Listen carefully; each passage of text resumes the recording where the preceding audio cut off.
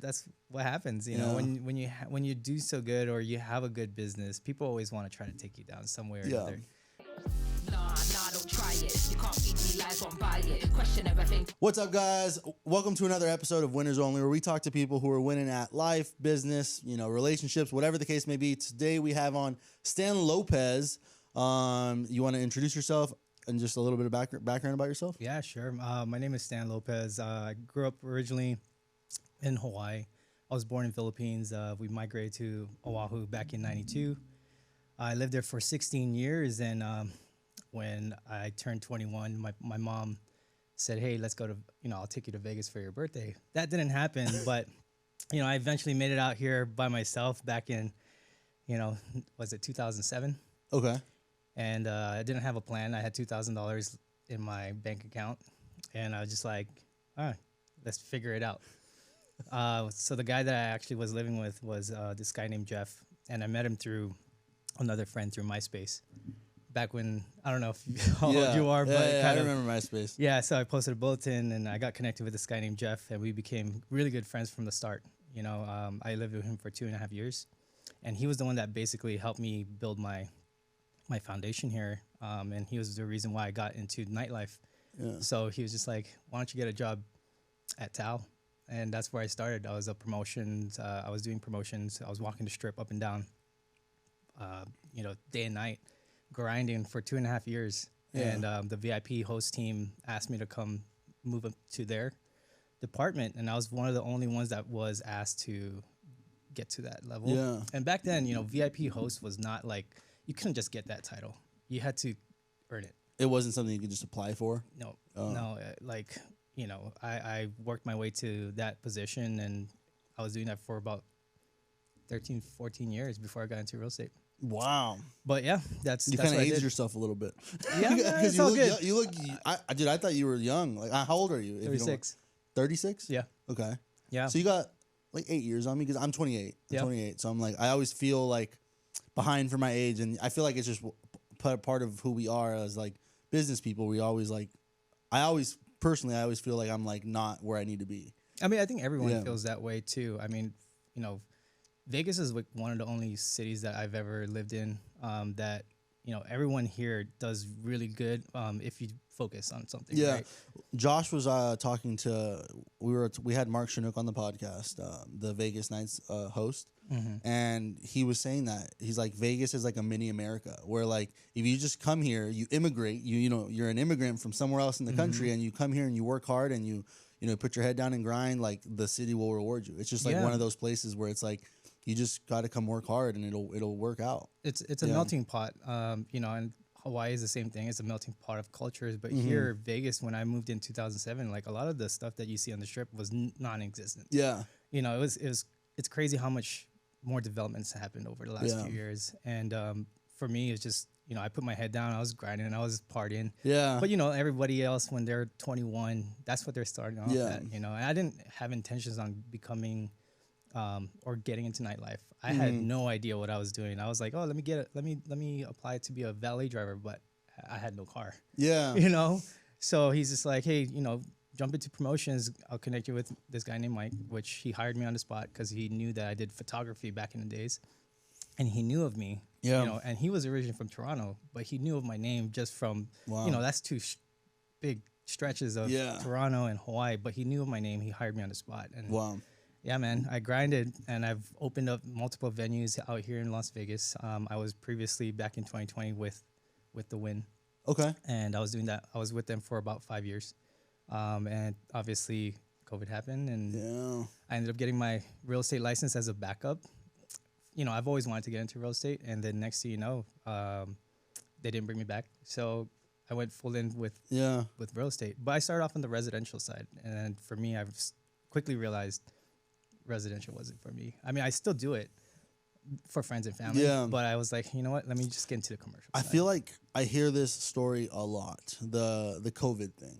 COVID was like a catalyst for a lot of people that have wanted to make the jump, whether it's real estate or business or whatever the case may be. COVID kind of gave them no choice. And COVID kind of triggered a lot of entrepreneurs. Absolutely. I think, and even, I don't know if I could say the same for me, because I was like in the military at the time, but it's right around COVID when I started getting like serious about it, because I had been doing e-commerce since like 2017, but kind of like, you know, like a side hustle mainly.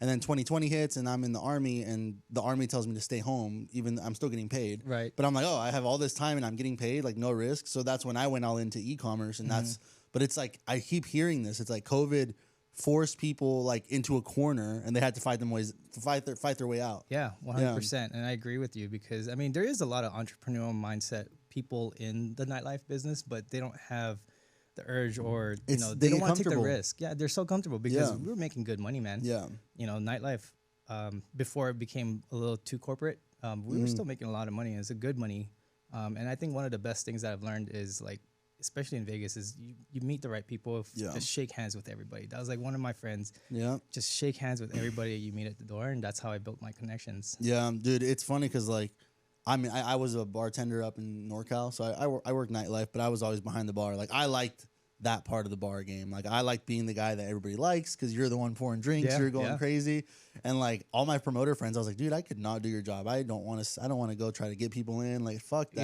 Yeah, it's like, a lifestyle, dude. It's what I tell everybody that's known me, or, you know, asks me about my previous past in Vegas, is like, dude, this is it's a lifestyle. Like, there's not a lot of people can do what we did. And back in the days, this is before all social media, right? Like, we didn't have Instagram. It was harder to recruit people. Facebook. Yeah, you're literally walking the strip, passing out flyers. Like, we were kind of the old school. Well, now it's more old school. Yeah. Right. This is like right when social media just started taking off. We had MySpace, didn't have like all those like spam controls. Yeah. So that was the era. Wow. And it was fun, but at the same time, it's like we had to be on the strip at 12 o'clock until like 6 p.m. Go out, be back on property by 10, get your girls in, and we stayed out till like 4 or 5 o'clock in the morning. Yeah. You know, and then do it again the following day. Yeah, dude. I mean, again, I never had to focus on like recruiting people to the club, but like bartending, it was like similar. But that's also because I wanted to. I was working like 3 jobs, so I would like go work lunch shift 12 to 4. And then 6 to 10, I'd work a dinner shift. And then 11 to fucking 4 in the morning, I'd work a fucking night shift. And then every day, over and over and over. But I always feel like the people who were in the industry that get into business always do well. Because we had to be so good at like multitasking. Yeah. We had to be so good at like relationships. We had to be so good at speaking to people. And I feel like I almost wish it was like which I do feel like it is almost like a requirement. Like, you see the memes where like, oh, this bottle girl evolved into a freaking realtor, right? Yeah. No, it's same true, like though. us, right? Like, same. It's the same thing. VIP host evolves into a realtor, and it's a meme for a reason, because it's fucking true. Yeah, but the guys that come out of nightlife and go into real estate, I think does really well compared to the guys that have no experience on that sort, because it is a skill set. Yeah. Right. Communication, negotiating, just like being a chameleon. You got to know like how people's personalities are, and that's what the challenge was of being in nightlife, which was great, because you get to really figure out, like, especially when people are drunk, bro, you gotta like finesse them on a way where it's like you're still keeping that professional level, but with respect. Yeah. You know, we dealt with a lot of different people at the front door, and I used to run the front door. I used to be the one at the VIP service, and you got assholes drunk trying to get in. Like, yo, I got my friends in there. We need a table. Like, sorry, bro, you gotta wait. Damn. So one of the reasons I called the podcast Winners Only was because I feel like to get to a point where you're winning, you have to take a lot of losses. And I think, like, as far as like once you got into the business space, like, what are some like hardships you had to go through that kind of you've taken those lessons and now you're applying it to what you're currently doing? And like, I want to get into what you're currently doing because it's kind of cool. Like, I've seen your social media evolve where now you're like behind the scenes restaurant videographer type stuff. And I'm like, dude, that's sick. Yeah. Like how did you get there, and like what losses did you have to go through to get to that point, or was it all accidents? I feel like a lot of us fall into where we're at on accident, like kind of this. Right? It was kind of an accident, but there's definitely a lot of losses over time, and that's like how we make a lot of our when you make a lot of mistakes and you fail, that's when you learn the most, right?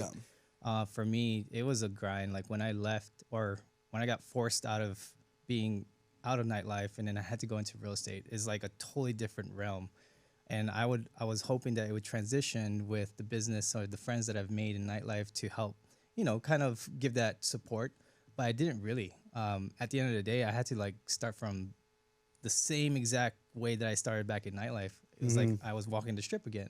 I had to really build that new foundation of, okay, totally new career, don't know anybody, and then I had to get myself out there. So how it really started was I was trying everything. You know, when you have no idea what to do, you got to find the people that know exactly what they're doing.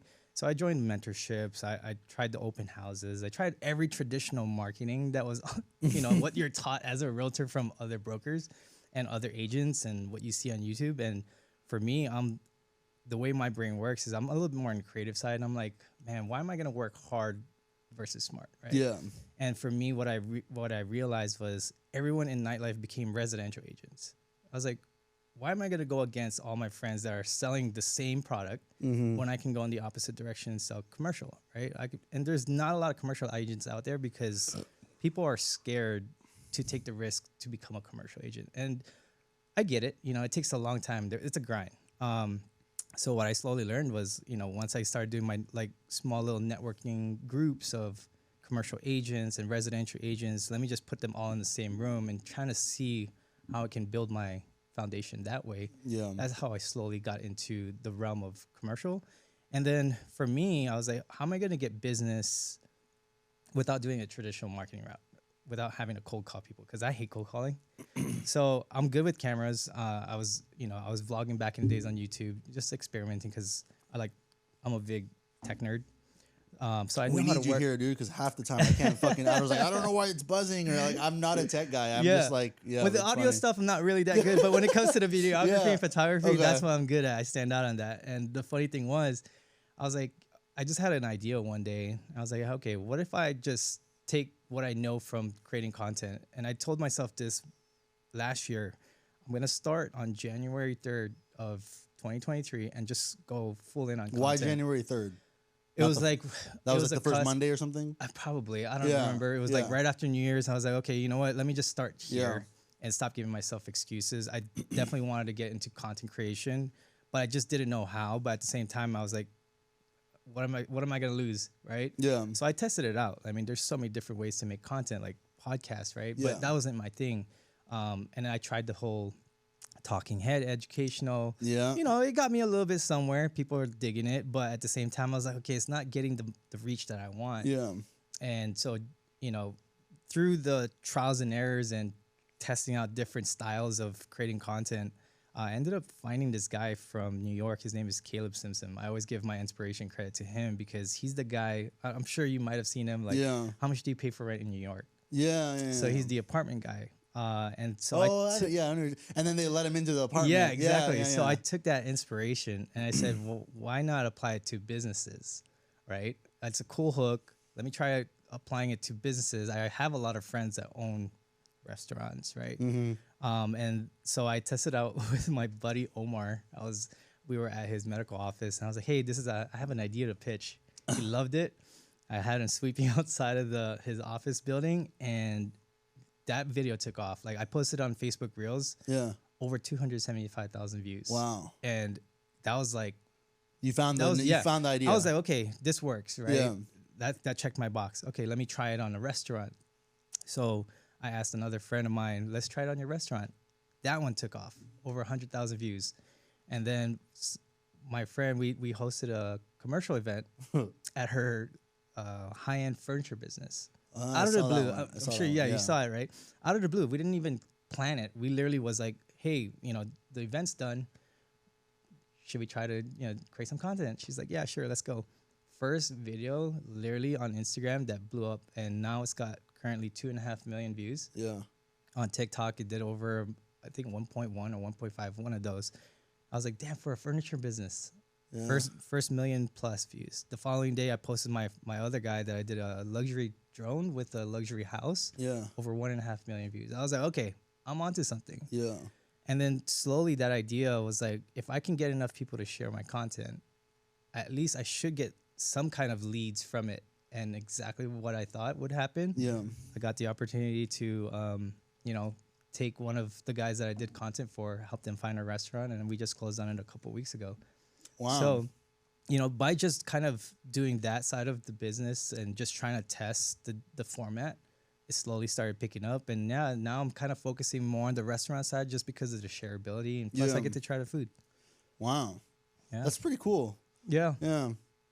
That's like so interesting because I feel like I'm kind of in the same spot, but a little bit earlier in that where I'm like, I gave up the e-com game and now I'm going all into media and I'm still trying to find out what my content is. I'm trying a talking head. I'm trying the podcast thing. The podcasting is going good, but it's not getting the reach that I'm looking for.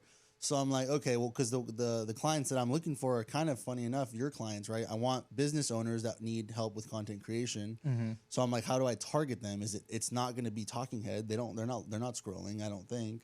So I'm like, I think it's low-key kind of what you're doing, but it's just a different service or different product. Yeah. So I think it's like, and it's almost funny because I feel like I'm kind of learning where I'm like, why don't I do the same thing, but we can offer like, because essentially you're offering a free fucking hype video for them. Yeah. Because you're recording their food. I do the same thing. It gets reach, and then we sell them on the back end, which I'm going to clip this out. But we sell them on the back end for the whole media. Like, hey, we'll do this every week or whatever. Right. So I'm like, maybe I need to like freaking go door knock all these businesses and just do something like that. Yeah, and I think the one thing that I've learned is giving value up front. Yeah. Right? And that's what I did. I was like, let me just shoot some free videos. And my girl was like, dude, you're so talented. But are you editing too? I'm doing everything. See, that's where I'm like, sorry to cut you off. It's like, I'm good at like meeting the people, relationships, but I'm going to need to have my videographer with me. Like, you're good at both. So it's like it's less intimidating when one person shows up.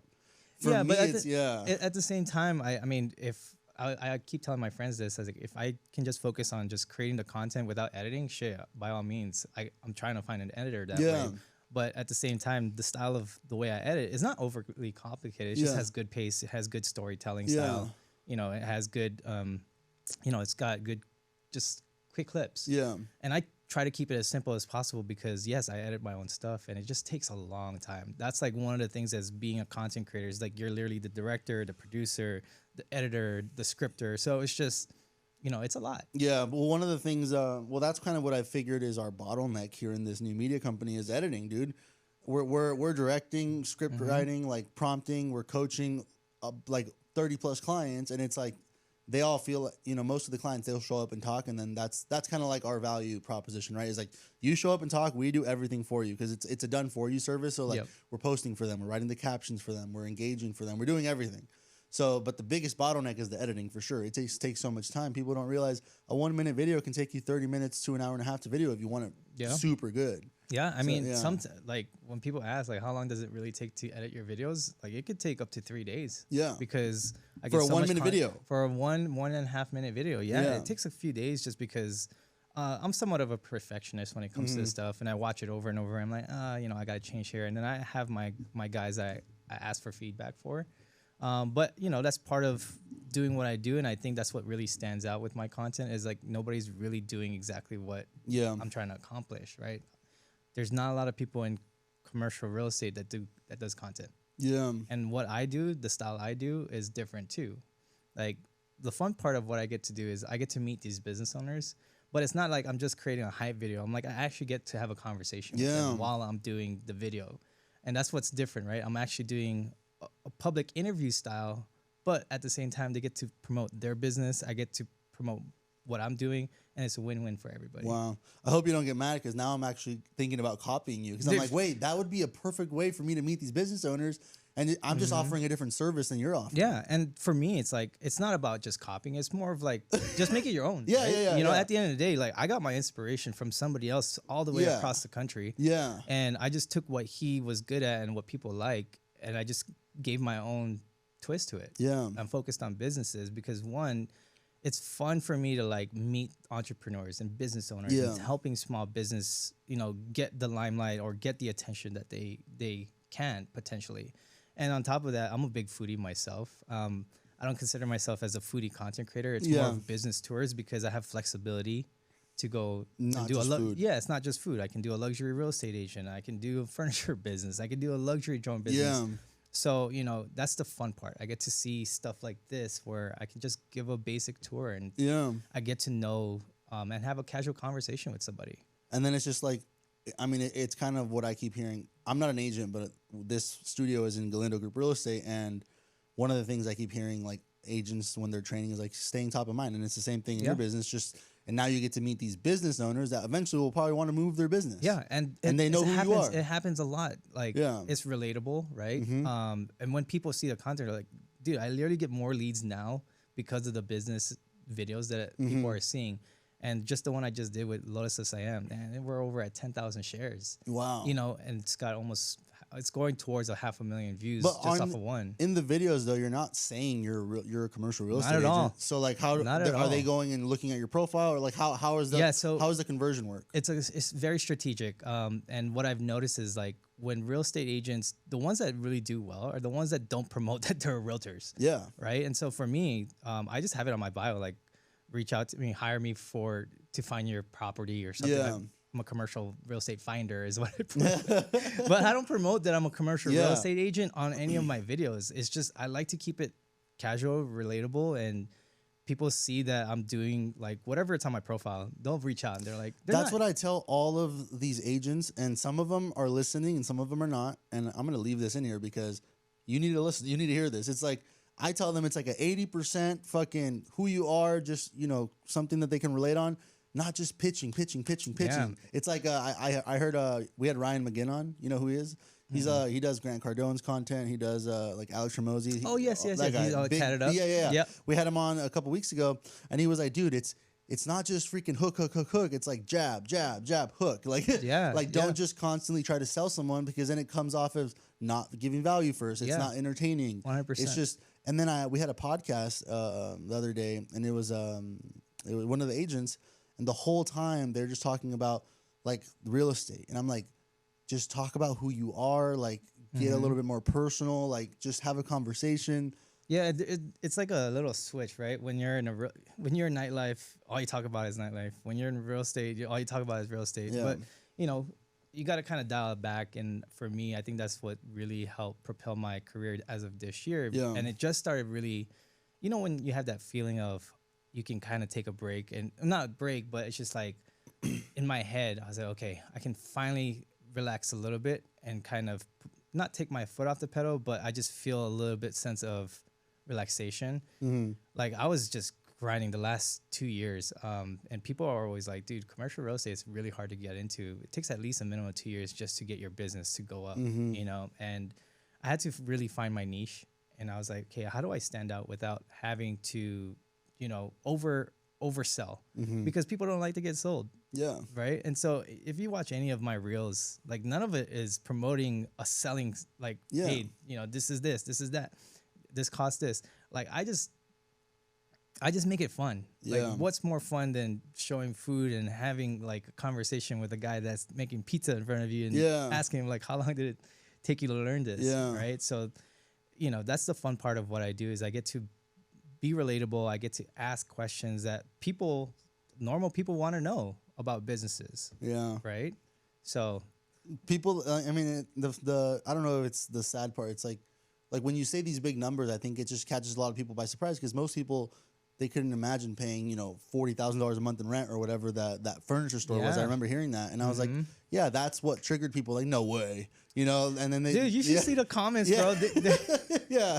The funny part, I didn't realize this until I started seeing a real viral video. Yeah. Like people actually get into arguments in the comment section. Like, when it's a good video, when there's like trolling, there's negative comments, and it's crazy, bro. And the funny thing is, like, all the negative comments, they don't even realize they're helping you. Yeah, 100%. Like let them argue. Yeah. Sometimes what we started doing is like, which maybe is cheating, but we have like a couple other accounts where we go and leave negative comments on purpose. Yeah, troll it. To troll it, and then people are like, and then it's just so funny. I'm like. And then they're like, oh my people God. are just bored, But then it's like, you got to feel like a level of sympathy for them, because I'm like, you're going to go out of your way to write like a paragraph.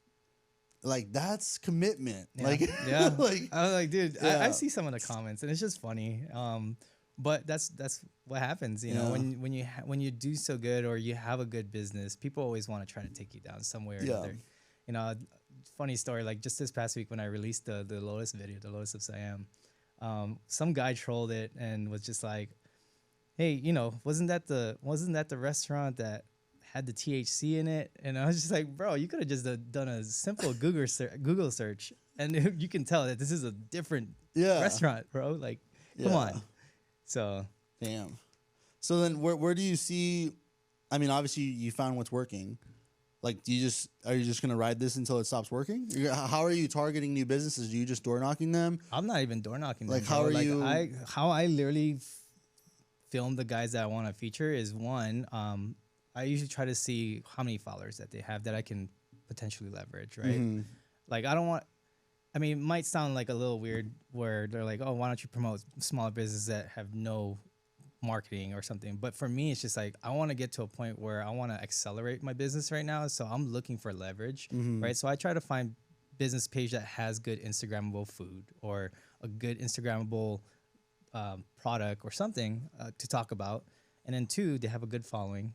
But at the same time, I just go down Instagram and I just DM them. Like, that's how I door knock. I literally DM them like, "Hey, do you want me to, But you probably weren't able to do that initially. That's only working now because you have the credibility on your profile, right? Well, yes and no, because in the beginning, I didn't go down the Instagram DM route. I went to my personal friends, right? The guys that already have restaurants. And I want to test because, they need marketing. Yeah. Like, "Hey, let me just do a free video for you." What are you going to say? But no? Are you seeing that most restaurant owners are okay with talking about numbers? Because sometimes they're weird. Sometimes, yeah. Yes and no, Yeah. right? You can see some of the videos that ask you, "How much do you pay for rent?" Like, they don't want to disclose it because one, they probably, it's not their restaurant, it's the owner's restaurant, and they're like the head chef. But, there are times where they don't want to be transparent, and I get it. They don't want to talk about the money aspect of it. But then what's your, I feel like most of the time that's like your hook. It is. So then how do you adapt to that specific restaurant that's not open to, willing to open up? How do you got to like be creative and figure out how to get the hook? So some, if they don't want to disclose the rent, then they'll disclose like how much they spent on furniture or like how much they spent on renovating the space, right? Yeah. So the one I just did with Partage, they spent $150,000 just renovating their restaurant, which is crazy. That's how much it costs to actually build out a really nice restaurant. It costs a lot of money. Yeah. So now, just seeing these numbers is kind of mind blowing. So if you want to get into business, like you kind of have to know like what it takes to furnish. That's actually one of the better videos that we made for Josh. Is like, how much did it cost you to build up the brokerage? And we're just walking around. He's like, "This is freaking $80K. This is this. This is that." And it's like, people. I think it's almost like it just stuns people almost. Yeah, it is, and that's what I like. It's a little bit of the shock factor. Yeah. Right. So that's what I try to implement, and I try to find these kind of restaurants. Like, what can we do to give that shock factor? Like, Sayulitas, the Mexican restaurant, big ass burrito. Like, that's a crazy Mexican burrito that's like 13 pounds. Yeah. It's got 3 tortillas. And they're crushing it. They're the only ones that I know has over 450,000 followers right now. Wow. One of their videos recently did over 152 million views for a Mexican restaurant. So what's the population of the U.S.? That's like 300 million? I don't know. That's like half the U.S. It's crazy. Yeah. And so this is what, like, the power of social media. Like, if you just have a great product, something like outrageous like that. Yeah. Right. And it gets people to talk about it. Right, and share it, and that's like what I'm trying to accomplish. Is like, if I can get more eyes on the videos that I do, that's potentially one new lead that I can get. Yeah. So, wow, dude, you're kind of like shifting my perspective on this social media thing, because again, I'm like earlier in the stage, except it's a different business where I'm like trying to target almost the same people you are, but for a different service. Yeah. And I'm like, this is the exact way to meet them. I think it's a smart way too, because it's like, what can you provide that's different and stand out, right? Everyone does a podcast. Yeah. Like, what are you going to do that's different? I mean, aside from obviously changing your background, changing your setup, but there's a guy that I also follow. He doesn't do a podcast, but he does a setup like this, and he goes to, in New York, he goes to Central Park or something, and he has a sign that says "Rap on the Beat." I don't know if you've ever seen it, but he just drops a beat, and then random people go up, and then they just rap on it, and it's really catchy because you're like, okay, open podcast style, and you just have a signage. Well, that's what we did for it wasn't like rap on the beat, but we did it like it was at the trunk or treat thing that they had here. Oh yeah, I did see that. That was cool. I had I set this exact setup up in front of everybody, and and everybody was like looking. Those videos did really well. Yeah, and those are cool because now you're like outside in open area. Nobody does podcast there, right? It's public. People can see it. Yeah. So how do you stand out? You do stuff like that. Yeah. Well, one of the things that we're seeing right now with the podcast space is like, you ever scroll on TikTok and like you see like the Subway Surfer, but is like the side video, and it's like, I don't know if maybe I'm explaining wrong, but the point is like that nobody wants to just sit down and watch us sit and talk. So like the new thing we're seeing is like podcast while you're doing something. Yeah. So like, yeah, there's another, and it's funny because I always talk about New York creators, but they have the most interesting style. There's a girl that I also follow, Kate Max. She does running interviews. Yeah. You know, and that's really cool because it's like you get to run, but you get interviewed at the same time. So it's like all these styles, there's so many different ways to do it. It's just really how you want to do it. Yeah, right? And that's one of the things we're like trying to leverage right now is we're essentially copying Alex Hormozi because he just announced that he's going to do Between Sets podcast. So you know how he works out. He's just going to do podcasts while he works out, like essentially get mic'd up. And we have a gym here. So I was like, dude, that's cool. I didn't see that. Let's do that. Earlier. So for Josh, we're going to do Gains with Galindo and then literally just fucking work out and podcast. Yep. And then I'm going to do, I don't know if I'm going to do it yet, but my idea was Lift with Luis and just like freaking come and work out with me. And then we'll fucking just get mic'd up and talk. Yeah, do something different. I think that's cool because it's like you're doing something that most people, like a normal thing. Like, yeah, you're lifting weights, but you're having a conversation at the same time. You're just mic'd up. Yeah. And I think it's relatable about that is because people do that at the gym anyways, but it's not long form content, right? So I think that's a really smart thing. I'll go work out with you. And we'll do one. Yeah. No, that's where we've been like the podcast has been great, the room, but that's what we're seeing is like, okay, like people, it's kind of, I wouldn't say the word's oversaturated, but like now everybody and their mom is putting out podcast clips. Yeah. And and we don't want to fucking, and now we're working extra hard on the editing to get people to stay watching. But then I'm like, well, it's because it's the same shit. They're like, oh, another podcast. So it's like, and it's like, I wouldn't say we're late to the game because it still works. It's just, you got to be more creative. But I'm like, what's the next kind of thing? And dude, attention spans are getting worse and worse. It used to be 100%. 30 seconds to like a minute was a sweet spot. Now it's like 15 seconds to 20 seconds is like however for short form. Yeah. Yeah. And you know, every platform is so different. Like I'll upload on TikTok and I'll upload on Instagram, and sometimes they do both well. Sometimes it's just one or the other. Yep. So it's just, you know, obviously I can tell TikTok has a different, they have a younger generation on that platform, but you know, it's easier to grow also on that platform. So it's like, what do you focus on? Yeah. You know, there's just so many outlets out there. Damn. So we talked about business, and one of the things I always like to talk about is like guys like us, like because we have kids. I have 2 boys. You have a little girl. I have a little 3-year-old girl. Yeah. They're about the same age, right? What's her age? I think yours what's her birthday? August 11th. Okay, she just turned 2020. 3? Yeah. Yeah, Ryder just turned 3 last 2 weeks ago, December 2nd. So they're the same year. I like to call them coronials. Yeah, coronials. That's a good one. Yeah, I want to keep saying it, so I hope it sticks. Yeah. But yeah, it's like, and I also like their generation because it's called their alpha generation. It just sounds kind of cool. Alpha X, I think, or Alpha Z. I don't know what it is, but something like that. Alpha I saw it, and I was just like, man, who comes up with this? Yeah, well, it's because we just ended Z, right? Gen Z. Oh, yeah, I guess so. And we're wise. Millennials, we're wise, like Gen Y. Yeah.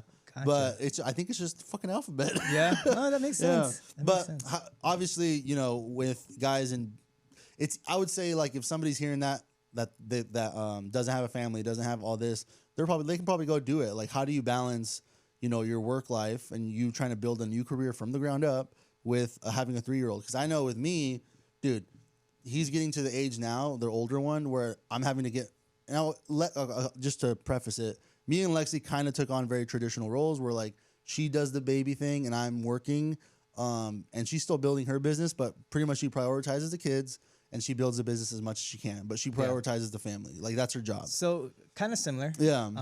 You know, I give it up to my girl, bro. I got lucky. Yeah. She's a really great mother, and she takes care of her majority of the time. I'm usually out grinding, doing this stuff, because she works from home. Yeah. And so I focus majority of my time on trying to build this business until, obviously, we can get to where I need it to get to. Yeah. But, yeah, man, work balance it's just trying to have that communication with your significant other. Yeah. And I think with her and we have great communication skills. And you know, she's 7 years older than me, so she's got a great head on her shoulder.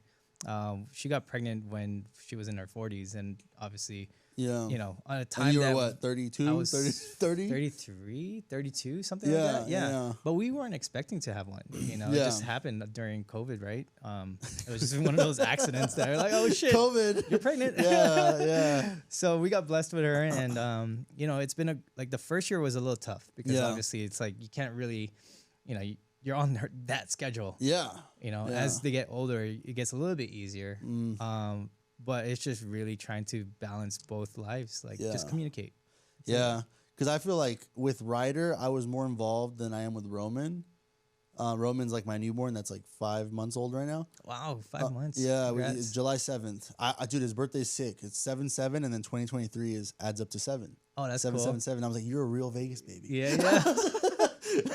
But anyways, yeah, I feel like with Ryder, I was more involved because it was like I was still in the military. I was trying to get out of work. I didn't like the military, so I was like helping more because I wanted to help. With Roman, he was born while we're in the middle of business, and I was like with Roman, we kind of took very different roles than we did with the first one. Yeah, like I probably changed I'm not saying I changed a good amount of diapers, but I changed more of Ryder's diapers than I have Roman's diapers for sure. Like I probably changed like less than a handful of diapers, right? Versus Ryder, I know I changed more than that. So it's like it was definitely a different approach where like now it's like I'm getting home and then I get the dad time versus like with Ryder, it was like I would go to work, but I would try to get out of work more. I was taking him to therapy because he had physical therapy because he had like this little neck issue. So I was the one taking him. So I was a lot more involved with Ryder, and I'm learning to kind of adjust to it. I wouldn't say learning because it's been good. Like Lexi's a G, like she kind of just holds it down. Yeah. But yeah, I'm always interested to hear how like other dudes with kids are doing it. Yeah. So it's kind of funny because, you know, all my friends, a few of my friends, they're like, dude, have another kid. I'm like, dude, you know how hard it is already to have one? Yeah. But you know, some people are like, no, it's easier when you have 2 kids. And it's like, no, it's not, because you're emotionally attached, right? Yeah. That's another one. And on top of that, now you have more responsibilities. Yeah. Not saying you don't want to take responsibility. It's just more of like, we're good with one. You know, we want to have our free time. We want to be able to travel. Yeah. And you're going to travel with 2 kids makes it a lot harder than 1. Yeah. Right? Shit, I'm not even seeing that now. We're not going back. We used to go back to California for the holidays and stuff. We're like, nah, we got 2 now. I don't want to travel. Yeah. It's just, I mean, I'm not saying it's just really everybody's preference. Yeah. At the end of the day, I think for us, we're good with 1. Yeah. I think a lot of my friends have become parents in their 30s, in their late 30s, because they did all their partying and try to get, you know, the entrepreneurial business mindset out of the way and just try to build that life as a single person versus having to do it while you're, you know. Yeah. That's one thing where I'm like initially we were like 1 and done, just Ryder. And then I was like, okay, like I'm still young. I'm 28 or 27 when 27 when, no, 28 because he was born this year. I was like, okay, let me just get this one out of the way. Because I was like, I always wanted a brother growing up. So I was like, I wanted to fucking give him a brother. I was like, luckily there was 2 boys. Not that I would be upset if it was a girl, but I was like, if it was a girl, I'm not going to lie. I'd be like, all right, let's try again. Yeah. But I always wanted a brother growing up. And now I'm like, okay, we got the 2 boys. Do we want another one? And then I'm like, but to what you were saying is like, I don't think it was easier or harder. I feel like honestly, like with the second one being born, it's not that you love it any less, but it was a lot less emotional, if that makes sense. Like it was like, okay, it's here. Yeah, that's what I've been hearing too. I mean, they kind of complement each other, right? It's just like, okay, you got the older one taking care of the younger one, their help. Yeah. Right? So you have like 2 extra hands technically because you have your wife and then you have Ryder not taking care of Roman. Yeah. So, you know, I get it. But I'm not here to try to convince you. No, 100%. I'm just my thing was also like, what if you change your mind in 2 years? It widens the gap, and that was one thing I was like, fuck. If I do want to have another one, I want them to be like close in age so that they can like go through life together. Like, I don't know, like I hate comparing my kids to other kids, but like I want them to kind of have like a real brotherhood, like because I see brothers that are just not even friends. Yeah, and I'm like, no, like I'm gonna fucking make them be friends. They're gonna fucking like just attack life together. Like fucking, I want to, and we're planning to homeschool because I like. Even though Roman's 2 years younger, I want to like hold Ryder back. I don't like it sounds weird, but like I want them to go through life together. Yeah. And like I think that's gonna be dope. Isn't it crazy now? It's just like you're thinking about putting kids to school. Like, we literally had this conversation with my girl and I last night. Yeah. We're like talking about charter schools. I'm just like, yeah, man, am I really ready for this conversation? Yeah. No, dude, we're not. So we're not going to the school system. Like after everything, even I mean, we're fuck that. But we've actually spent a lot of time now looking into homeschooling programs and stuff. And there's a lot of options, and people think you need all this time. And we actually talked to one of my friends who was homeschooled, and I think there's like a stigma that if you're homeschooled, you're like the weird kid. But it's like that's if your parents don't put you in shit. The whole I think if you can be homeschooled and your parents actually put time into like, because you get a ton of free time with being homeschooled, but if you're just home sitting in your room watching TV, you're gonna be weird. Yeah, and I didn't know this, but I guess when you're homeschooled, you can actually go to the school's public activities. I didn't know that. Yeah, I was like, oh man, this is something new. Yeah, and then another thing is like you can get one of my friends that was homeschooled was like, if your parents are smart, they'll put you in like a bunch of stuff, right? Like music, like sports, whatever. And you end up becoming friends with people that are not your age. Because I went through the school system, and it's like all my friends were the same grade, right? You kind of go through the system with them. But like he was like, dude, I was like 14 and had like friends in their 20s, and like you grow up faster as a person because I'm doing jujitsu on a Tuesday in the middle of the day because most kids are in school, but I was homeschooled, so that was like my jujitsu time or whatever. Right. And he has like friends that are way older than him. And then as we get older, like I've realized is like, shit, age is, it sounds cliche, but it is just a number. Like now I have friends that are like, some of my best friends are my mom's age. And to me, it still feels a little weird. I'm like, you're my fucking mom's age, but like we just hang out sometimes. Yeah, I mean, no, it makes sense. Like I was that guy in high school. Like when I was a freshman, I'd hang out with all the seniors. Whenever I was a sophomore, I was hanging out with all the seniors. So I've always had that energy of, making friends with the older, wiser people just because you learn a lot faster from them, right? I was mature for my age growing up. I think so. Yeah. But, when I was in nightlife, it was totally a different thing. Yeah. That's funny. Yeah. Yeah. It's just weird. I'm like, I feel like homeschooling, it's funny. I don't know how we got here, but homeschooling is kind of becoming more popular. That's what I'm hearing. Yeah. That's what I'm hearing. Yeah. You haven't given it any thought at all? Like, do you guys have an opinion on Somebody brought this up last week. I think a conversation of having, paying like a homeschool teacher X amount, like $150,000 a year, and you just gather a bunch of your friends and just split the fee. I'm just like, that's a good idea. Yeah, it's not a bad idea. And then you get to control the curriculum and stuff. Yeah, it's just finding friends with the same age kids. That, and then obviously find the right teacher. Yeah, you know, because a lot of teachers are underpaid. But I did see that they did get approved for a promotion or like a increase in pay from the district. So good for them. Yeah, that's just like, I don't know, man. I hate talking about it because it's like it gets controversial. But I'm like, the teachers don't even have a say now. Like the teachers are like forced to say certain things, and it's like if you don't say it, you're gonna be fired. Yeah, and it's like they're doing it for the paycheck, unfortunately. Because I would say I know some teachers that don't agree necessarily with what they're teaching because they're like, but I have to legally go over this, and it's fucked. And I'm like, fuck that, I'm out. Man, I give it up for them. I mean, like I know that there's teachers out there that could be really good at teaching if they just did YouTube. Like, they can make more money doing that, and I've seen it. Yeah. Dude, I remember even in college, I was going through, classes, and I would just go YouTube it, and then I would learn it. YouTube University is the best. That's where I learned all my skill set when it comes to like the videography and editing. Yeah, same shit with the ecom, dude. Yep. Everything is on there, bro. Like I was even doing educational stuff on YouTube, and like my shit, like organically, I got to like 2,500 subscribers, and I was like, okay, education on YouTube is like real. Like it's not 100%. And it's funny because I would credit it, which I never even put that together until now, is like going through college, I would YouTube so much stuff. Like just because there were some people are better at teaching it than the professors. 100%. Bro, like, what I think another thing that I want to touch on is YouTube University. That's where I learned how to, like all my commercial real estate like knowledge, I learned from YouTube. Yeah. Like there was a guy that I found on there that I bought his course, and I ended up taking his course to learn like the terminologies and just behind the scenes. I didn't go to school. Yeah. That was like literally my school, just going through his course. But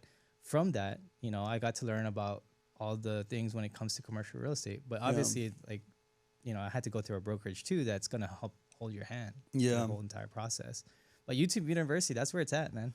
Dude, I think it's funny because like the course section of the internet has a bad rep, but I think if you find first of all, all information in a course is already on YouTube somewhere. It's just not organized for you. And I think that's the value in paying for a course is like it puts it nice and organized for you. Yeah. The information's out there. If you really want to go find it, you can go find it. 100%. But people are just lazy not to. They don't like want to look. They always want to ask, but they want the answers. They want the answers right away. That's how lazy dude. And what I've understood is like it's like 90% of the people that buy a course fail, and it's like it sucks. But and that's why the people selling the courses sometimes look like scammers because it's like, oh, your course didn't work. It's like, well, because you didn't actually implement anything.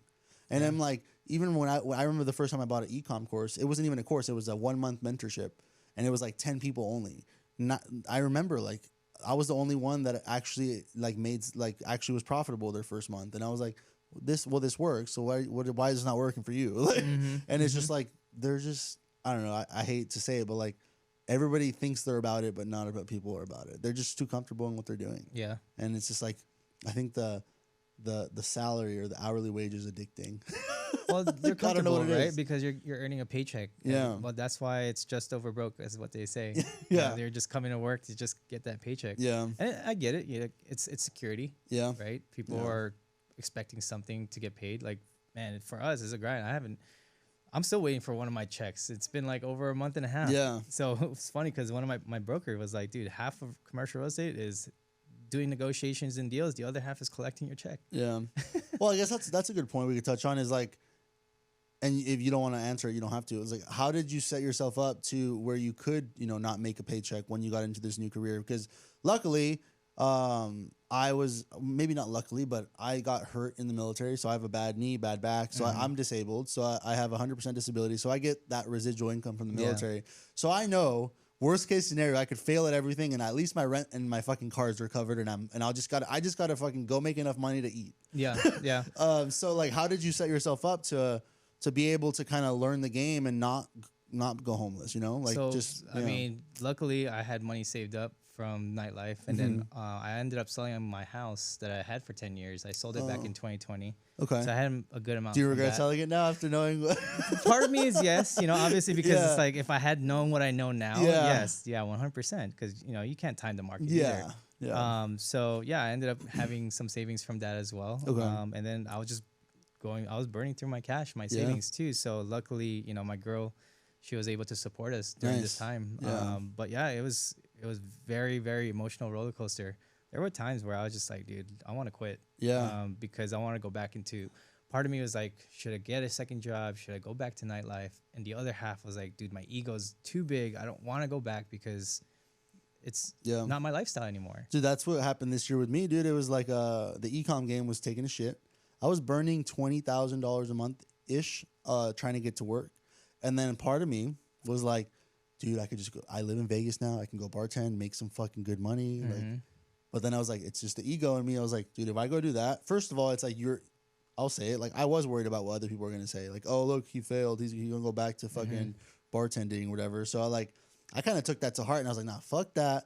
Like, let me figure this out. You got to figure it out. And then somehow, again, this media company was born, and now in the first month, we're profitable. And I'm like, dude, it took me 8 months to become profitable with my old business. I'm like, okay, there's something here. 100%. Just run with it, right? Because I think one of the things is if you don't quit, that's the biggest thing, right? You just don't quit. Yeah. So you don't fail.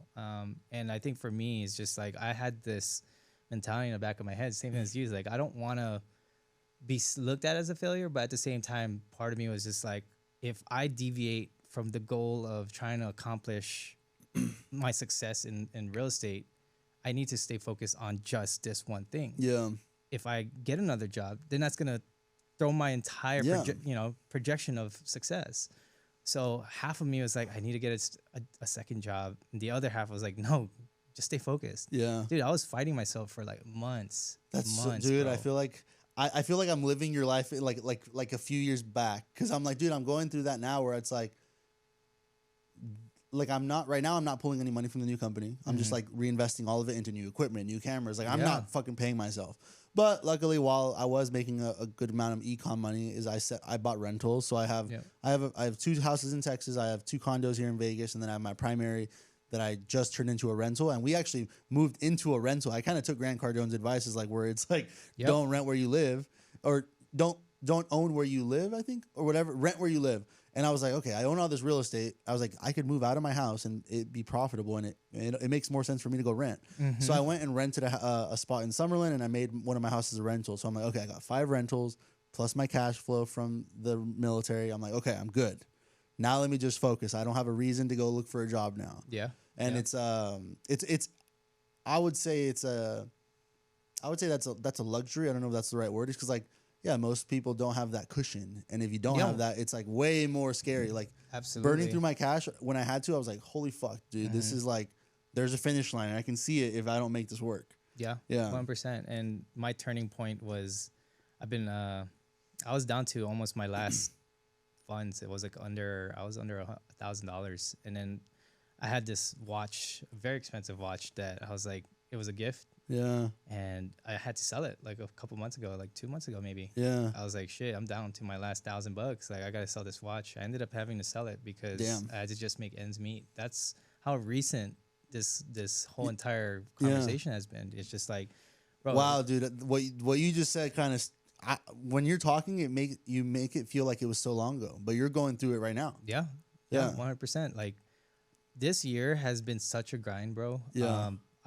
Before the last paycheck I got, I think I was last paid in February. Yeah. So between February till I think I want to say October, November was my first paycheck again that I closed the deal on, because the whole time it's like I was literally planting seeds. Yeah. Right. Like with the videos that I've been doing, I mean, yeah, it shows that I'm doing well with the videos, but still I was getting leads. But even that, they take time. They take time to fruition.